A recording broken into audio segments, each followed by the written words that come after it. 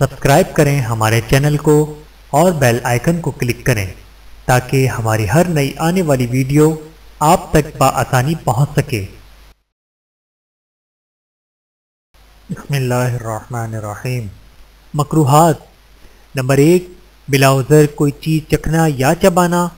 بلا عذر زبان سے کوئی چیز چکھنا یا منہ میں رکھ کر چبانا روزے دار کے لیے مکروہ ہے۔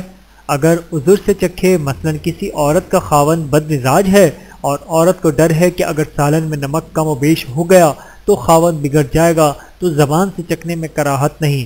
اسی طرح عورت کا چھوٹے بچے کو بلا عذر کوئی چیز چبا کر کھلانا بھی مکروہ ہے، لیکن عذر سے کھائے کہ بچے کے لیے دوسری نرم غذا موجود نہ ہو، نہ ہی بغیر روزے کے کوئی دوسرا آدمی موجود ہو جو بچے کو غذا چبا کر دے، تو ایسی صورت میں کراہت نہیں۔ اسی طرح روزے دار اگر کھانے کی چیز خریدتے وقت زبان سے چکھ لے تو کراہت نہیں، بشرطے کہ اس چیز کی طرف سے اسے سخت احتیاج ہو اور بغیر چکھے خریدنے میں نقصان کا اندیشہ ہو۔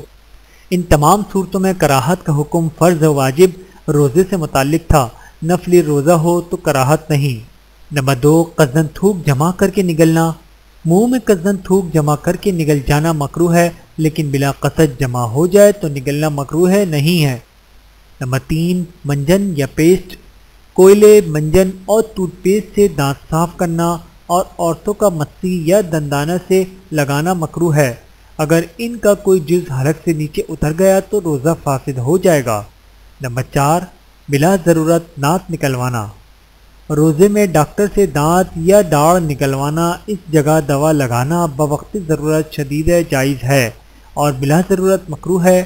اگر دوا یا خون پیٹ کے اندر جائے تو تھوک پر غالب ہو جائے یا اس کے برابر ہو یا اس کا مزہ محسوس ہو تو روزہ ٹوٹ جائے گا۔ نمبر 5، غیبت وغیرہ۔ غیبت، چغلی، جھوٹ، بہتان تراشی، بیہودہ گوئی، گالی گلوچ، ایذا رسائی اور گناہ کے تمام کام یوں تو ہر وقت ہر حال میں حرام و ناجائز ہیں، مگر روزے دار آدمی کے لیے ان کی حرمت و شناعت دو چند ہوتی ہے اور ان کے سبب روزہ سخت یہ مکروہ ہو جاتا ہے، بلکہ حدیث کے مطابق ان گناہوں کی نحوست سے روزے کا اجر و ثواب ہی غارت ہو جاتا ہے۔